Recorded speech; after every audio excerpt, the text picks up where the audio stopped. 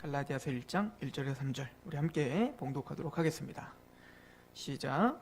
사람들에게서 난 것도 아니요 사람으로 말미암은 것도 아니요 오직 예수 그리스도와 그를 죽은 자 가운데서 살리신 하나님 아버지로 말미암아 사도된 바울은 함께 있는 모든 형제와 더불어 갈라디아 여러 교회들에게 우리 하나님 아버지와 주 예수 그리스도로부터 은혜와 평강이 있기를 원하노라.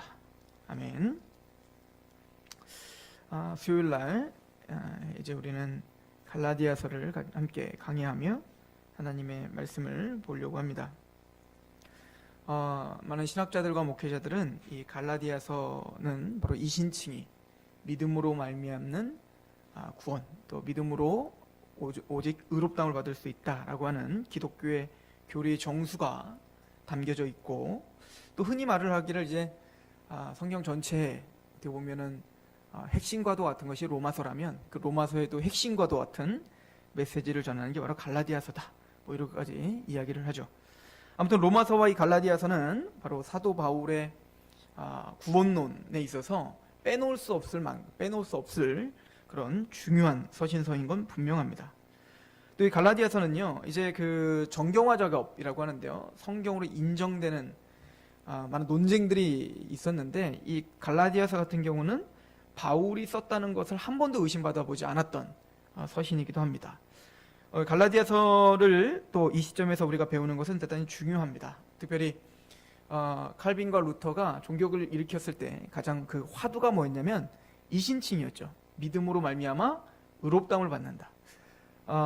그런데 이제 요즘에 그 새로운 신학들이, 물론 새로운 신학뿐만 아니라 항상 있어 왔는데, 각 시대마다 있어 왔는데, 믿음으로 말미암아 의롭다움을 받는다는 그 복음의 정수가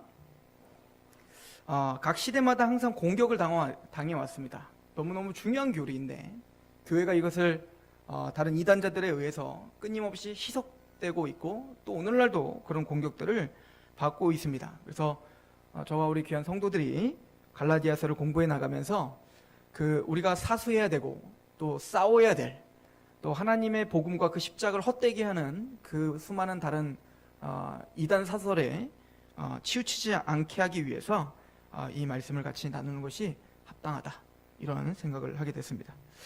갈라디아서는 언제 쓰여졌는가, 이 부분이 크게는 두 학설로 나눠져요. 하나는 북갈라디아서, 그러니까 북갈라디아설, 그리고 남갈라디아설. 갈라디아라고 하는 이름이요, 이제 켈트족이 있는 그 북쪽에 위치한 갈라디아 지역이 있고, 또 로마의 어떤 명령을 받았던 또 갈라디아 지역이 있었거든요.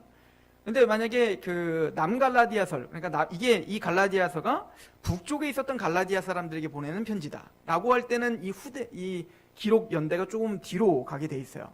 근데 혹시 남갈라디아설이다, 이 갈라디아는 언제냐면 바울이 1차 전도 여행을 했을 때 이 갈라디아에 복음을 전하고 그때 교회가 세워진 거거든요. 이게 뭐 이렇게 중요하냐면, 뭐 이렇게 크게 중요하진 않지만 그래도 중요한 이유가 뭐냐면, 이 기록이 언제 쓰여졌는지가 좀 명확해져야 이 갈라디아서가 이야기하고 또 어떤 상황과 어떤 싸움 속에서 지금 이런 이야기들이 나왔는지를 알 수 있기 때문에 중요한데, 뭐 이 시간에 그거를 다 다루기는 시간이 부족하고, 우리는 남갈라디아서를 우선은 중심으로 갈라디아서를 연구하려고 할 겁니다. 그 이유는 뭐냐면, 사실은 이 갈라디아서를 지금 사도 바울이 쓰고 있는데 다른 서신과 조금 달라요. 이 갈라디아서가 뭐가 다르냐면, 다른 서신은 사실은 앞에 인사와 서론이 굉장히 좀 길어요. 그러니까 굉장히 정중한 표현과 또 여러 가지 안부를 묻고 하는데, 이 갈라디아서는 물론 그 당시에 전통적으로 편지에 쓰여졌던 편지 형식을 갖추고는 있어요. 나 바울이 쓴다, 갈라디아 사람에게 쓴다, 그러니까 발신자와 수신자를 밝히지만, 사실은 이 갈라디아서를 한번 쭉 읽어보시면 사도 바울이 굉장히 다급하다는 것을 느낄 수 있습니다.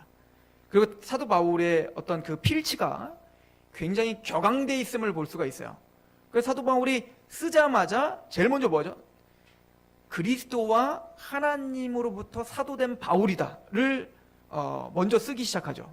그리고 뭐라고 하냐면, 내가 사람에게서 난 것도 아니고 사람으로 말미암은 것도 아닌 하나님과 그리스도로 말미암아 사도됐다. 이거를 먼저 밝히고 있다는 건 뭐냐면 지금 누군가가 누군가에 의해서 사도 바울이 지금 사도가 아니다라고 하는 심각한 공격과 음해가 있었기 때문에 사도 바울은 다급했고 화가 났고 격앙되어 편지를 쓰고 있습니다. 그리고는 빨리 그냥 인사를 딱 간단하게 한 다음에 바로 본론으로 들어가는데 그 본론이 굉장히 강합니다. 바로 그냥 6절부터 그냥 막 나가죠. 그리스도의 은혜로 너희를 부르신 이를 이같이 속히 떠나 다른 복을 따르는 것을 내가 이상히 여긴다. 지금 사도 바울이 화가 난 거예요. 내가 너희에게 전해줬던 그 복음이 아닌 다른 복음을 따르는 것이 그것도 너무 쉽게 그 복음의 메시지를 희석시키는 것을 보면서 내가 너무 어이가 없고 너무 이상해서 이것은 내가 상상할 수 없었던 일이다 라고 하는 어떤 마음으로 지금 갈라디아 교회에게 편지를 쓰고 있다 라고 하는 겁니다. 그래서 사도 바울은 지금 대단히 격앙돼 있다, 화가 나 있다, 그리고 뭔가 급하게 편지를 보내고 있다 라고 하는 느낌을 받을 수가 있죠. 그럼 이때 상황이 어떤 상황이었냐면 우리가 그 갈라디아서 전체를 보면 아시겠지만 유대주의적 율법주의자들, 그러니까 기독교인인데 예수님을 믿는다고 하고 교회에 소속되었긴 한데 그들이 갖고 있었던 그 가치관을 버리지 못하는 겁니다. 그래, 유대인으로서의 가치관을 버리지 못하는 거예요. 그래, 유대인으로서 이것은 부정한 거, 정한 거, 또 할례를 받아야 되고 그런 어떤 의식적인 법들, 또 그것뿐만 아니라 모세가 우리에게 전해준 그 모든 율법들, 이 모든 것들을 지켜야 구원을 받는다라고 이야기하는 겁니다. 물론 지금 이 갈라디아에 있는 그 이단자들, 거짓 선생들은 많은 율법을 말하는 게 아니에요. 할례를 받아야 된다라고 가르쳤던 겁니다. 그러니까 오늘날로 말하면 이 사람들은 뭐라고 이야기하는 거냐면 예수 그리스도를 믿는다는 것은 구약과 구별된 건 아니다. 즉 구약에 우리 조상들이 믿었던 그 하나님을 믿는 것인데, 이거는 사도 바울도 동의하는 바이죠. 즉 우리는 모두가 다 아브라함의 자손이 돼야 됩니다. 근데 예수님으로 말미암아 우리는 아브라함의 자손이 됐는데 그것 갖고 되는 것이 아니라 할례도 받아야 아브라함의 자손이 되는 것이고 하나님의 백성이 되는 것이다 라고 가르치는 겁니다. 그러니까 갈라디아에게 사도 바울이 전해줬던 복음은 그런 복음이 아니었거든요. 사도 바울은 믿음만 전했단 말입니다. 예수 그리스도의 복음을 전하고 그 예수 그리스도의 십자가의 복음과 부활의 복음, 그 복음만 믿으면 되는 것을 전했는데 갈라디아 사람들이 이상했을 거 아니에요. 이것은 우리에게 복음을 전해줬던 사도 바울과 전혀 다른 겁니다 라고 이야기하니 이 율법주의적인 유대인들은, 이 기독교인들, 이 거짓 선생들은 이제는 뭐를 이제 권위를 떨어뜨려야 될까요? 사도 바울이 가르쳐줬다는 그 복음의 권위를 떨어뜨리기 위해서 사도 바울의 사도성을 공격했던 거예요. 또 그것이 또 이제 사도 바울에게 치명적으로 왔던 것은 아마 이렇게 설명을 했겠죠. 잘 생각해봐라. 사도행전에 보면은 사도가 되는 그 기준이 있죠. 사도가 되는 그 기준이 있는데 이제 유다가 예수님을 배반하고 이제는 자살을 한 이후에 이제 12명의 제자를 채울 때, 사도를 채우려고 할 때 이제 마띠아를 뽑지 않습니까? 그때 기준이 뭐였어요? 예수님이 살아계셨을 때 함께 동행하고 예수님의 십자가와 부활을 직접 목격하여 부활에 증언하는 자, 부활의 증거자들이 사도가 되는 거예요. 근데 사실은 사도 바울은 살아생전에 예수님과 동행한 적도 없고 예수님이 부활했을 때 그 예수님과 그 제자들과 함께 있지도 않았단 말입니다. 그렇기 때문에 봐라, 사도가 아니다라고 가르쳐줬던 거예요. 누가 감히 사도 바울을 사도라고 했느냐? 사도 베드로가 그랬냐? 야고보가 그랬냐? 요한이 그랬냐? 그 누가 도대체 사도로 세운 거냐? 라고 아마 공격을 했던 것 같아요. 그래서 사도 바울은 자신이 전했던 그 복음을 사수하고 그 복음이 무엇인지, 또 그들이 말하고 있는 그런 논리들이 얼마나 말도 안 되는 논리인지를 설명하고 변증하고, 또 그러기 위해서 먼저 나는 사도다라고 하는 것을 강하게 먼저 이야기했어야 되는 거예요. 그래서 사도 바울은 나는 사도가 됐는데 사람에게서 난 것이 아니다 이 거예요. 나는 누구에게서 사도성을 받는 게 아니다. 그러니까 우리가 중요한 것은 뭐냐면 사도는 사람들에 의해서 안수를 받아 세워지는 게 아니에요. 사도는 사람들이 너 괜찮은데? 너 사도해라. 이런다고 사도가 되는 것이 아닙니다. 그래서 마띠아를 뽑을 때, 마띠아를 사도로 충당할 때 그때 그들은 투표를 하지 않았어요. 뭐를 했죠? 제비뽑기를 했다고요. 그런데 사도 바울과 제자들이 나중에 목사와 전도자를 세울 때에는 제비뽑기를 하지 않습니다. 사도 바울이 디모데전서에 보면 집사의 직분의 어떤 그 목록들, 또 장로의 어떤 직분의 목록들을 이야기해서 이제 사람들이 어떻게 해요? 사도들이 모여서 또 그 교회가 모여서 그 목사 직분에 합당한, 장로 직분에 합당한 사람들을 분별을 하고 그리고 안수를 줘서 세우는 거예요. 그럼 목사와 전도사, 우리와 같은 목사와 전도사는 사람들에 의해서 세워지지만 또 하나님의 섭리가 있음을 믿음으로 우리는 세우는 거지만, 사도는 전혀 독특한 거예요. 사람이 어떤 분별을 하는 게 아니라 하나님이 직접적인 계시를 통해서 뽑는 겁니다. 이게 사도예요. 그러니까 오늘날은 사도가 없는 겁니다. 우리 그 에베소서 3장을 한번 잠깐 가볼까요? 에베소서 3장.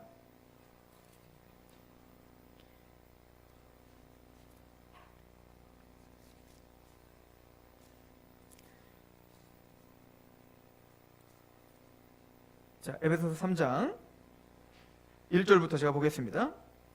이러므로 그리스도 예수의 일로 너희의 이방인을 위하여 갇힌 자 된 나 바울이 말하거니와 너희를 위하여 내게 주신 하나님의 그 은혜의 경륜을 너희가 들었을 터이라. 그 계시로 내게 비밀을 알리신 것은 내가 먼저 간단히 기록함과 같으니 그것을 읽으면 내가 그리스도의 비밀을 깨달은 것을 너희가 알 수 있으리라. 이제 그의 거룩한 사도들과 선지자들에게 성령으로 나타내신 것과 같이 다른 세대에서는 사람들의 아들들에게 알리지 아니하셨다. 그래서 사도는 하나님이 직접적으로 알려주시는 겁니다. 자, 사도 바울이 복음을 전했죠. 예수님을 믿음으로 말미암아 구원을 받는다. 이것은 베드로나 야고보나 다른 사도들에게 배운 복음이 아니에요. 이 사도 바울은 다메섹에서 예수님을 만났잖아요. 그리고는 예수님을 만나고 도대체 내가 만난 복음이 뭐지를 알기 위해서 예루살렘으로 가지 않았습니다. 그래서 갈라디아서 나중에 2장에 가면 사도 바울이 그래요. 내가 예수님을 다메섹에서 만난 이후에 곧바로 예루살렘에 가서 베드로나 요한이나 그 당시에 교회의 기둥과 같이 여겨졌던 그 사도들을 만나러 가지 않았다는 거예요. 나는 아라비아로 갔다는 겁니다. 그 얘기는 뭐죠? 사도 바울은 베드로나 요한이나 야고보와 같은 그 당시에 기둥과 같은 사도들에게 의해서 전수받은 복음이 아니라는 거예요. 그래서 사도 바울은 누구에게 전수받았다는 거예요? 예수님께 직접 전수받았다는 겁니다. 예수님께 직접 계시를 받았다는 거죠.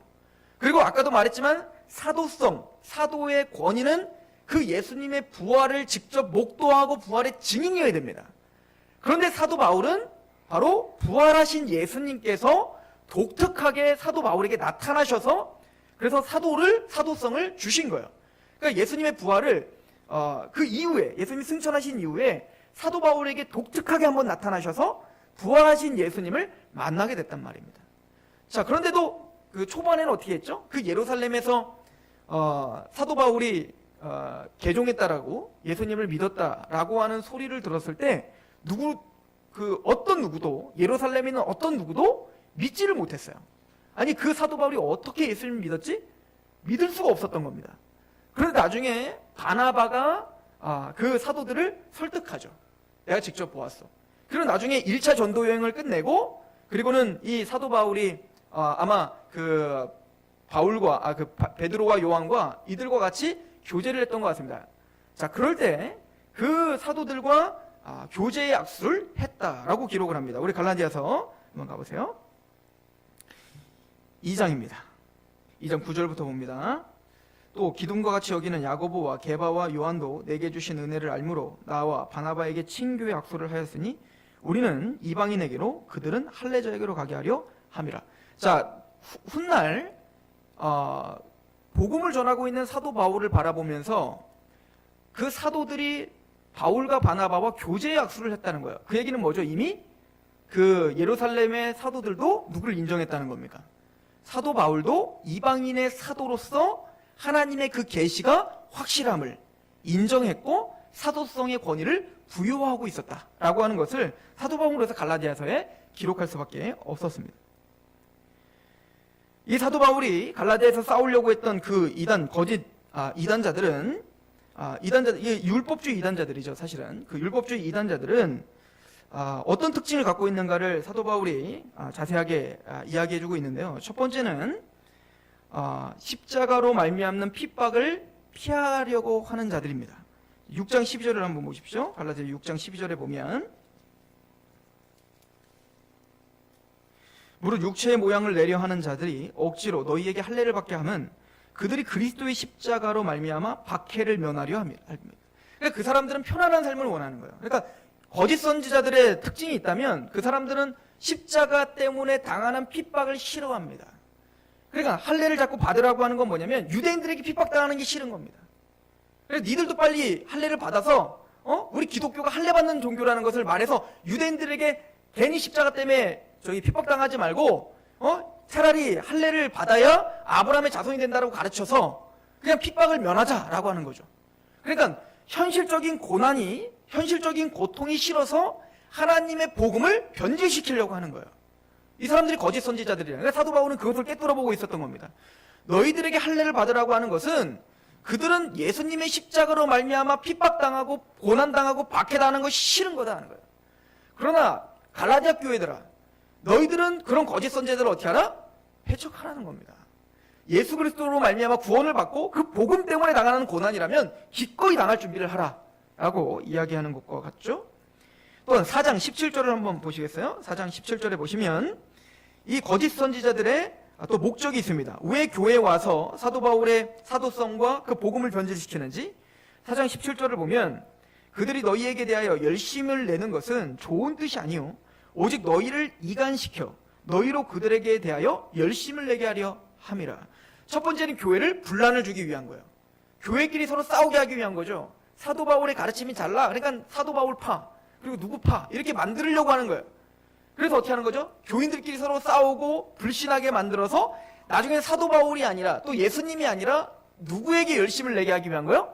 그 거짓을 가르치고 있는 그 사람이 뭔가 신선한 걸 가르치는 것 같고 또 그 사람이 뭔가 더 사도성이 있는 것 같이 가르쳐서 자기에게 집중시키려고 하는 거예요. 사실 이단들의 모든 특징이죠. 교회를 분란케 하고 그리고 교주에게 집중시키려고 하는 거. 이게 모든 거짓 선지자들의 특징은 교회를 뭔가 혼란하게 하고 그리고 사도 바울이 가르쳤던 복음에 집중하지 못하게 하여서 자신에게 집중하게 하는 거예요. 그래서 자신에게 종노릇하게 하려고 하는 것이 그들의 특징입니다. 6장 13절도 다시 한번 보세요. 6장 13절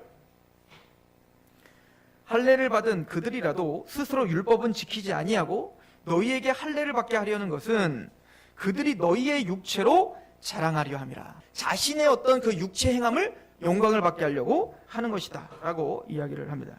자, 또 중요한 게 있습니다. 이 거짓 선지자들이 그렇게 미혹하는 목적 2장 4절을 한번 보세요. 2장 4절 이는 가만히 들어온 거짓 형제들 때문이라. 그들이 가만히 들어온 것은 그리스도 예수 안에서 우리가 가진 자유를 엿보고 우리를 종으로 삼고자 함이로되. 사탄이 제일 싫어하는 것은 복음이 전해지는 겁니다. 하나님의 은혜와 하나님의 사랑이 전파되는 것을 가장 싫어해요. 그래서 고린도후서 4장 4절에 보면 이 세상의 신이 믿지 아니하는 자들의 마음을 혼미하게 하여 그리스도의 영광의 복음의 광채가 비치지 못하게 한다라고 하잖아요. 그러니까 사탄은요, 첫 번째는 아예 하나님의 말씀을 불신하게 만들어버리죠. 무신론자를, 아니면은 무신론자가 아니더라도 우상숭배자를 만들어버리죠. 그런데 그런 사람들 중에 그래도 하나님이 살아계시고 하나님의 말씀이 진리입니다 라고 고백하는 사람들이 어디 모여요? 교회에 모인단 말입니다. 예수님을 믿는다라고 하는 사람들이 교회에 모여요. 그래서 사탄은 그 복음의 영광의 광채가 비치지 못하게 하는 것을 포기할까요? 포기하지 않죠. 그래서 교회 안에서 끊임없이 우리를 혼미케 하고 우리를 혼동케 하여서 뭐요? 그 복음의 은혜를 제대로 보지 못하도록 가리는 역할, 그게 바로 이단인 거죠. 거짓 선지자를 통해서 끊임없이 교회를 공격하고 복음을 희석시키는 겁니다. 그것은 뭐냐면 예수님으로 말미암아 자유함을 누리고 있는 그들의 그 자유가 시기가 나는 거예요. 그리고 어떻게 하는 거예요? 종노릇하게 하는 거죠. 다시 율법으로 돌아가게 하려고 하는 것이 바로 이 사탄과 또한 거짓 선지자들의 바로 노력들이고 그것이 바로 그들의 목적이다라고 하는 것을 가르쳐주고 있습니다. 이런 상황 속에서 사도 바울은 지금 갈라디아 교회에게 편지를 보내고 있는데 아마 이 편지는 그 1차 전도 여행이 끝나고, 그러니까 안디옥에서의 어떤 그 사역이 끝나고, 그리고는 이제 예루살렘으로 가서 15장, 사도행전 15장에 가면 예루살렘 회의가 나와요. 첫 번째 공의회인데요.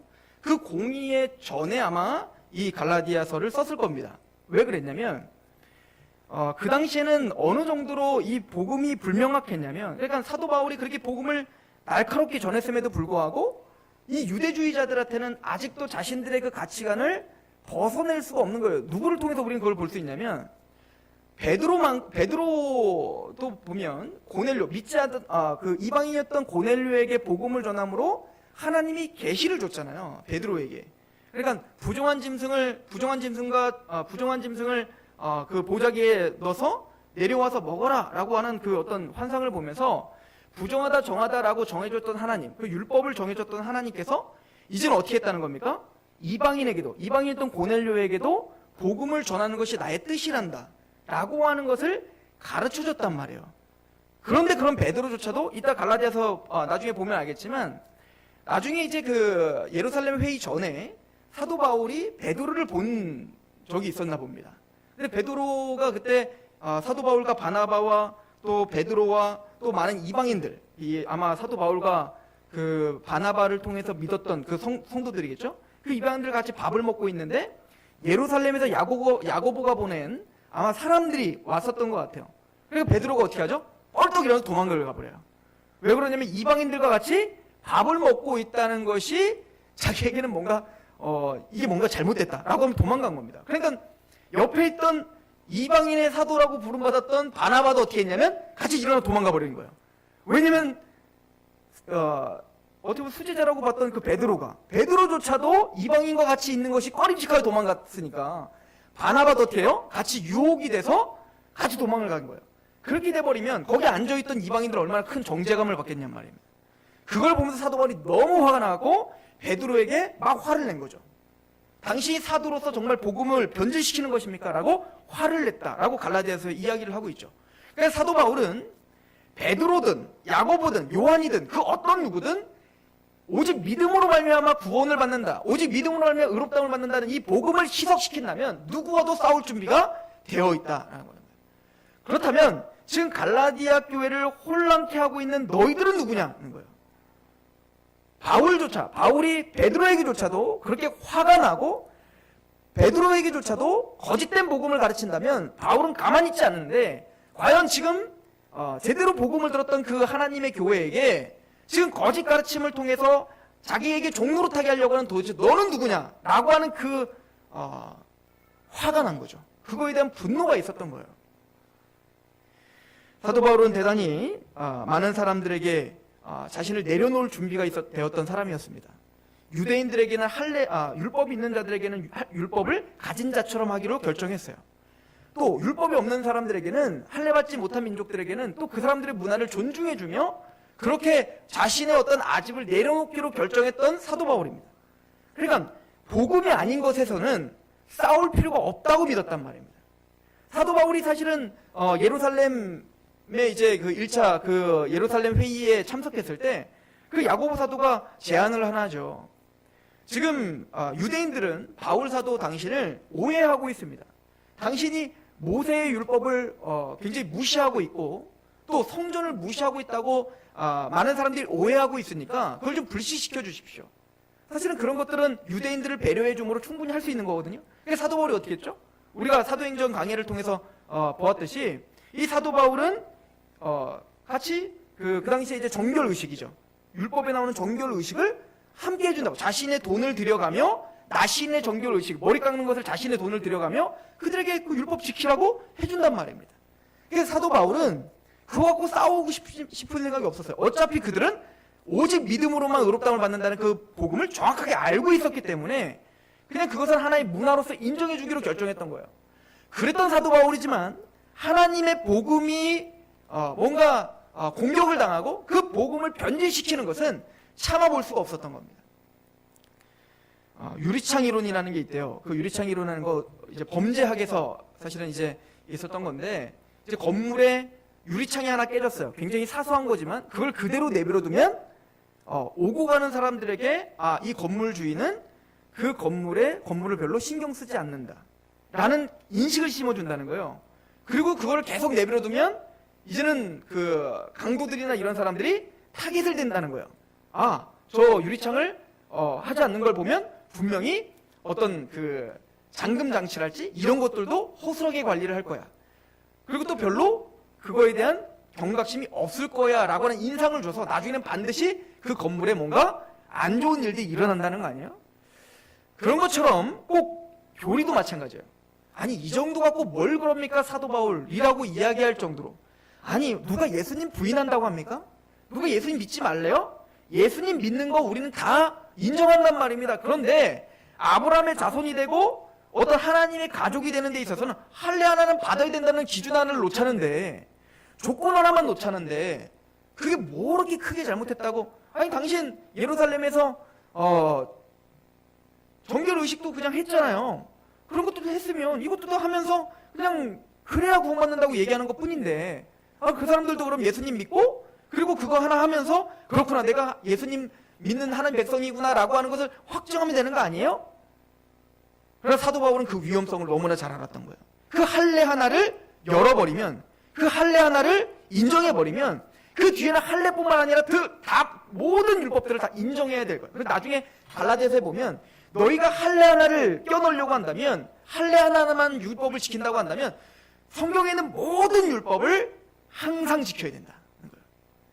할례 하나만 지키겠다고? 아니야. 그건 다시 너희가 율법으로 돌아간다는 것이고, 그건 할례뿐만 아니라 윤리적인 율법이든 제의적인 율법이든 1.1획도 다 떨어뜨리지 말고 너희가 다 지켜야 된다 라고 이야기를 하고 있는 거예요. 그리고 이 사도 바울이 얼마나 격앙돼서 이야기를 하냐면요, 나중에 2장 21절에 보면 그것은 그 복음의 할례 하나만 집어넣는 거, 그 어떤 점이라도 어떤 조그만 이론이라도 하나를 더 곁들인다면 그것은 하나님의 은혜를 패하는 것이다 라고 합니다. 또 5장 4절에 보면 그것은 바로 하나님의 은혜에서 우리를 떨어지게 하는 것이다 라고 이야기를 하죠. 또 2장 21절에 보면 그리스도의 죽음을 헛되게 하는 거다, 예수님의 십자가가 헛되게 하는 것이다 라고 이야기합니다. 또한 뭐냐면 5장 4절에 보면 그 그리스도의 죽음에서 우리가 구원시켜 주신 그 그리스도의 은혜에서 우리를 끊어지게 하는 것이다 라고 하는 거예요. 그리고 뭐라고 하냐면 이거를 다른 복음이라고 표현하고 있는 것이죠. 교회가 정교하게 교리를 배울 필요가 있습니까? 아니 그냥 사랑하면 됐지. 좋은 게 좋은 거지 뭘 그렇게 교단이 나눠지는 겁니까? 왜 그렇게 싸우는 거죠? 사도 바울은 싸우고 싶어하는 사람이 아니었어요. 어찌하든 너희가 평안하게 복음을 전할 수 있도록 화평하라 라고 했던 게 사도 바울입니다. 그러나 이것만큼은 싸워야 됐던 겁니다. 누가 뭐라고 하든, 다시 말하지만 그게 설사 사도 베드로라 할지라도 그거는 싸워야 되는 거예요. 그렇죠? 이게 갈라디아서의 핵심입니다. 사도 바울이 이 갈라디아서를 통해서 정말 싸우려고 했던 것은 두 가지입니다. 바로 율법주의와 무법 방종주의입니다. 사도 바울은 그렇다고 해요. 이 율법주의를 지금 정확하게 비판한다고 해서 율법 폐기론을 지금 지지하는 게 아니라는 걸 우리 명심하셔야 돼요. 그래서 사도 바울은 구원을 받는 데 있어서 정확한 은혜로만 구원받는 것이다. 그러나 그 구원을 받고 참된 믿음으로 의롭다움을 받은 사람은 율법을 폐기하거나 그 율법을 폐기하고 방종으로 나가는 일은 결단코 없을 것이다. 그럼 사도 바울이 이 갈라디아서를 통해서 정말 하고자 하는 얘기는 뭐냐면 이런 얘기를 하죠. 너희가 믿음으로 은혜로 성령을 받고 육체로 다시 돌아가려고 하느냐? 이 얘기를 합니다. 즉 너희는 믿음으로 말미암아 성령을 받았지, 즉 성령의 사람이 됐지. 이 이야기는 이미 거듭남에 대한 이야기를 지금 염두에 두고 있는 거예요. 즉 예수님을 믿음으로 말미암아 성령님이 우리에게 오셨고 그 성령님이 우리를 눈을 밝혀주셔서 우리가 죄인인 걸 깨닫게 됐단 말입니다. 그리고는 우리가 예수 그리스도로 예수님 앞에 간절한 마음과 심령이 가난한 마음으로 그 구원을 또 그 복음을 겸허하게 받아들이는 상태가 됐어요. 이게 우리는 성령 세례라고 이야기한단 말이에요. 물론 나중에 우리가 더 자세하게 이야기하겠지만, 그러나 그 성령님은 우리를 구원을 확증하시고 우리에게 그 복음을 정확하게 확신하게 하는 것뿐만 아니라 그 성령님은 성령의 9가지 열매를 맺게 하더라는 거죠. 우리 갈라디아서 5장 13절을 한번 보세요.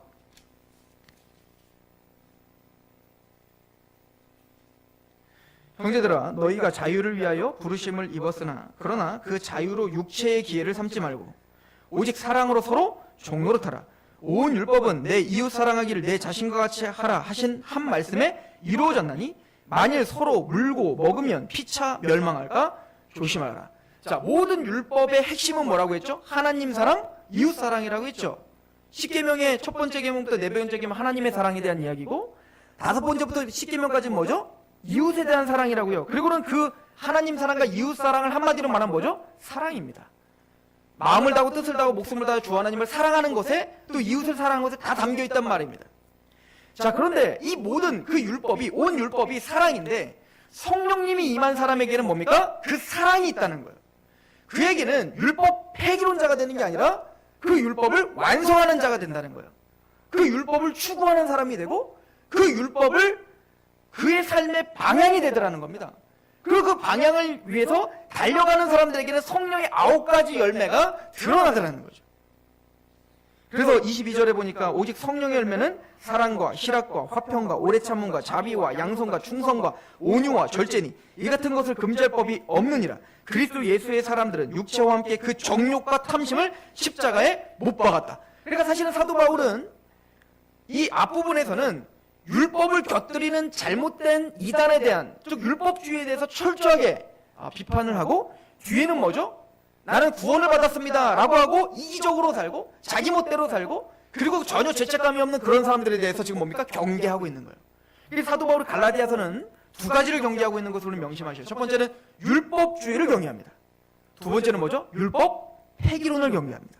그래서 우리는 갈라디아서 공부를 통해서 참된 복음이 무엇인가, 우리에게 율법을 주신 목적이 무엇인가, 또 그 은혜로 성령님을 통해서 구원함을 받은 사람들이 어떻게 그 율법을 이루며 살 수 있는가에 대한 그런 정확하고 균형 있는 복음의 메시지를 우리가 상고하게 될 것입니다. 그 하나님의 말씀 앞에 설 때 두 가지의 태도를 견지하시기 바랍니다.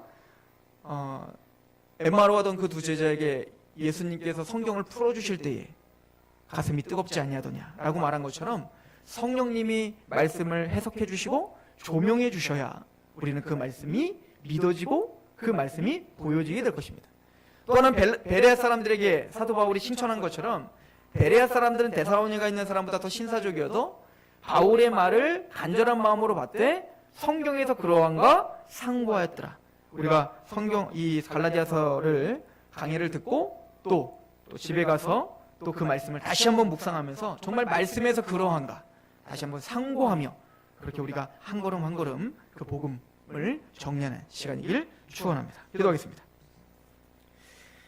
하나님 아버지, 우리에게 정확한 분별을 허락하여 주시옵소서. 사도 바울이 그렇게 가슴을 찢으며 화가 났던 이유, 그 복음을 변질시키고 그 십자가의 죽음을 헛되게 만들며 그 하나님의 은혜에서 끊어지게 하는 그 율법주의가 얼마나 하나님의 이름과 그 복음을 모독하고 있는지를 우리가 함께 분노하게 하시옵소서.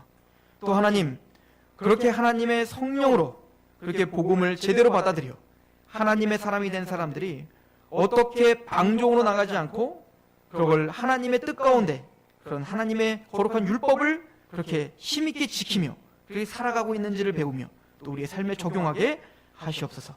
이 교회가 하나님의 말씀 앞에 그 복음 앞에 후복하며 그렇게 더욱더 성장하는, 또 그래서 불의에 또 하나님 비진리와 힘있게 싸울 수 있는 그런 하나님의 군사들이 되게 하여 주옵소서. 예수님의 이름으로 감사하며 기도합나이다. 아멘.